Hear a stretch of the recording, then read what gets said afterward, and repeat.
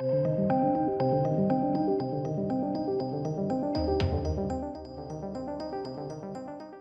ladies and gentlemen. So this is a very interesting piece.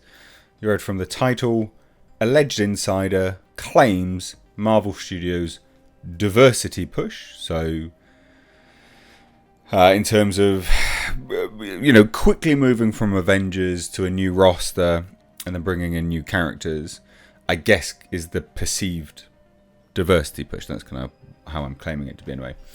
It's actually meant to recoup financial losses from the brand's death in China, allegedly. Now, Marvel has distanced, China has distanced itself from Western media and Hollywood, right? They allow certain things in every so often, but Disney was renowned for reshooting China-focused endings for movies. They've done it quite a lot, actually. They did it for Iron Man, one of the Iron Men. They did it for Avengers. They've done a fair few of them to bring in like Chinese actors and Chinese scientists and doctors to into the film. But of late, Disney has basically been banished from China, and so the rumor has it from WDW Pro, that Park Place, who I did a live stream with actually on Valiant Renegade's channel. Nice chap. Both of them. Nice people. Do go and check them out. But a source told him that Marvel's renewed focus, or new focus, however you want to look at it, on broadening the I guess ethnicities, whatever, of whoever's playing what role and characters that they're choosing to bring in, that is apparently meant to make up for the fall in revenue based on China not now being on their roster. So it's an interesting thing to take a look at. I would say undoubtedly there's some validity to this from a perspective of not necessarily, still necessarily them losing out on money from China, but I would say more specifically because this is just how businesses work, and nowadays more and more individuals are looking to broaden their audience spectrum. I guess it's more so because a lot of studios and companies believe that they have their audience built in, and that's fine. And so it doesn't matter whether they, swap things out because they think that the audience will always be there, the fans, but they're looking to acquire new fans. So that is generally the mindset of most businesses. So I don't actually think that this is too much of a stretch, if that makes any sense. Now, I'm not going to say it always works, by the way, but that is the mindset of a lot of businesses. And some businesses are very happy to allow their businesses to implode as a result of it, it seems. But anyway, let's check this out, because I thought this was interesting. I literally just seen this, and I was like, oh, okay.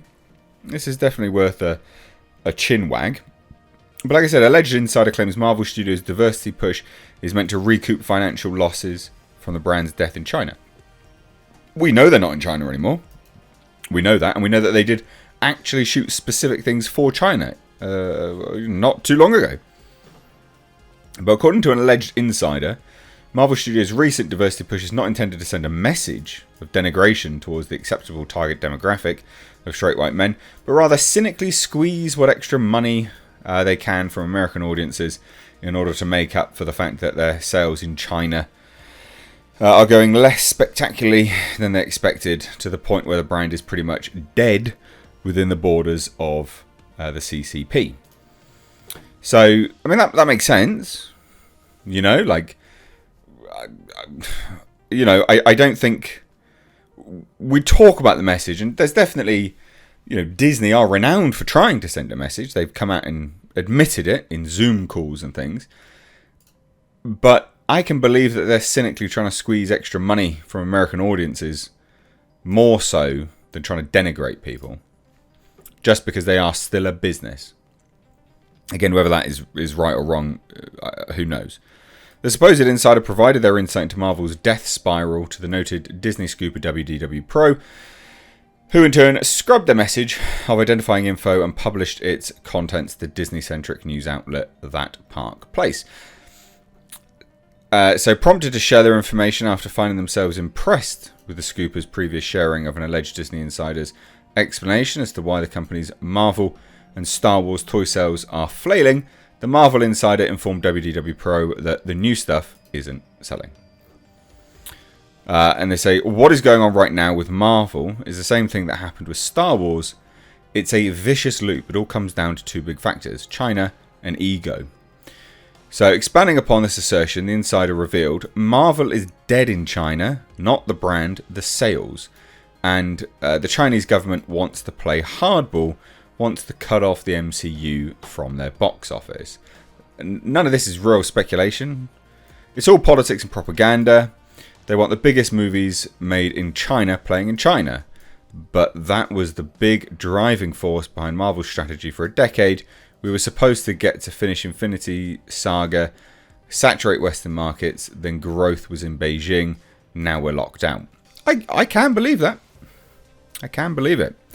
The insider then drew the comparison, same as Star Wars, but different reason. Lucasfilm mismanaged Star Wars in China, made it all too hard to get into for an audience that was new, so that killed the market. So for Marvel, and we know that Star Wars wanted to get into China because they kept censoring out black people from their posters, because China is notoriously racist as a country. Towards certain demographics, openly so as well. This is not like slander, this is just fact. So for Marvel, Beijing has a vendetta against us. We got too big and the communist hand was slapped us down. So now we have to find a new place to grow. That's why we pushed hard into diversity. Moving to explain their use of quotation marks around the term diversity in their message, the insider informed WDW Pro, diversity at Marvels doesn't mean what you think it means.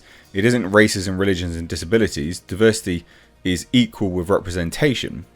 So the idea was that after Black Panther, we could put into representation on everything to make up for the China loss. They said of Marvel's battle plans, not all of it, but also we aren't supposed to represent everything and everyone. We don't do Christians or Jews. We don't do strong male white leads in heroic spots. They acknowledge the elephant in the room, though this has followed the revelation that it's not those that are bad at Marvel going forward. It's that we're told we already have the market for those groups. And this is what I went on to a second ago, is that they believe that they have them. They're locked in. It doesn't matter. So they're trying to grab new people. Why make more of something when you can slow burn your big stuff for those demographics and parents keep buying it at the same rate? But I don't think they do. So eventually the insider got to the main reason that they wanted to reach out to WDW Pro, warning the scooper, representation and diversity are political. That's why I'm worried, along with others, that this is going down the Star Wars black hole. They don't mean to make it political.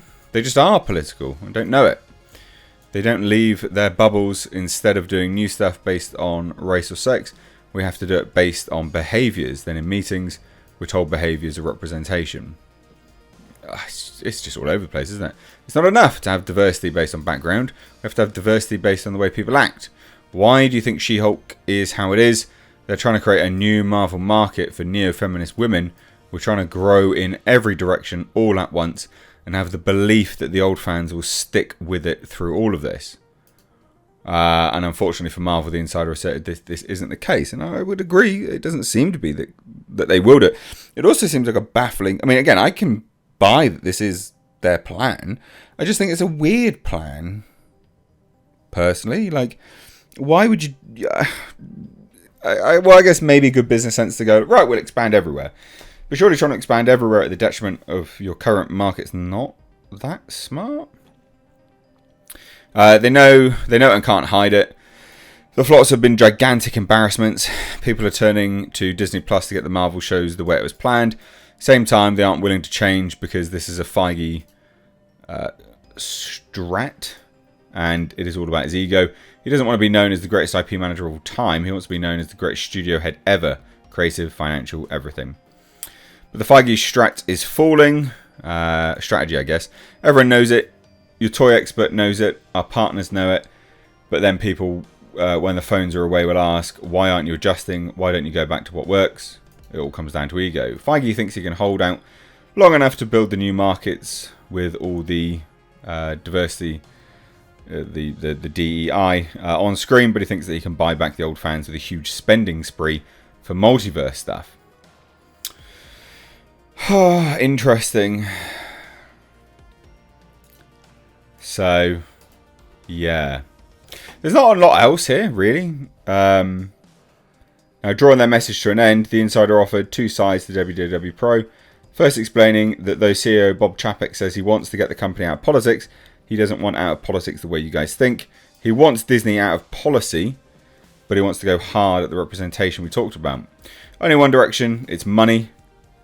They already have the white market, the Christian market, the moderates market, and they don't boycott. At least they didn't.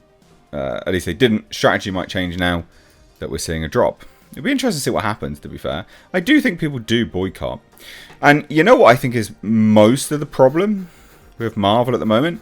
Is a lot of it is just too silly. You know?